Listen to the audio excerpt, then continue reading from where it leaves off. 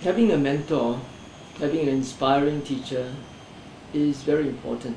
because scriptures can be very dry, and sometimes merely by reading the scriptures one may not know how to actually put them into practice. The ideal teacher for me would be one who is both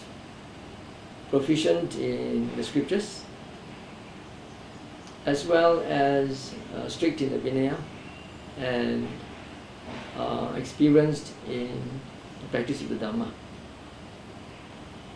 whether it is samatha or vipassana. Now, if one relies just on the scriptures alone, that could lead very easily to conceit. I know a lot of people who are very scholarly, and they make their own research and they come to their own conclusions and make their own interpretations, and they cling or very attached to their own views and thinking and saying that this is the true way, it must be this way. I believe that it is very healthy for a true seeker, for a true truth seeker, not to be content with just one set of scriptures, but to explore various spiritual teachings that point to the eradication or eradication of our defilements, to go beyond the self. When one goes beyond the self, it seems that all the defilements are no longer there. Also, it's very important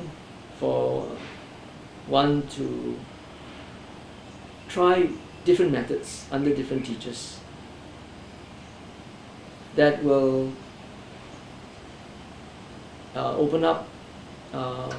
one's point of view, as well as give us more experience to deal with our own difficulties and obstacles in our own practice.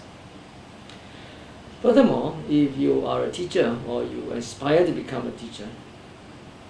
knowing through practice and theory, different methods of meditation, of Dhamma practice, is also very useful, because you can then be very versatile when you teach your students, because you can prescribe certain techniques or methods or expedients according to their inclinations and temperaments.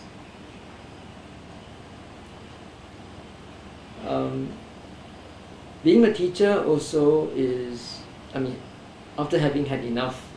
training and experience, being a teacher itself is also a very rewarding role,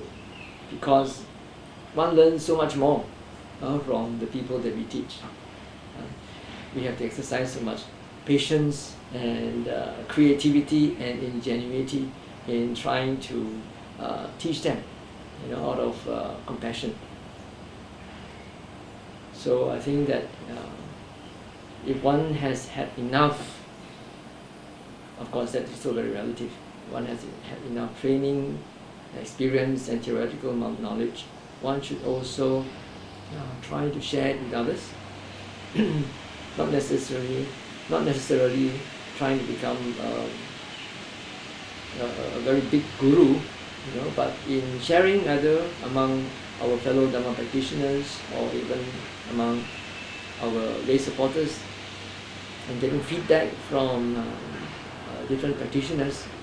will enrich our own practice as well as that of others.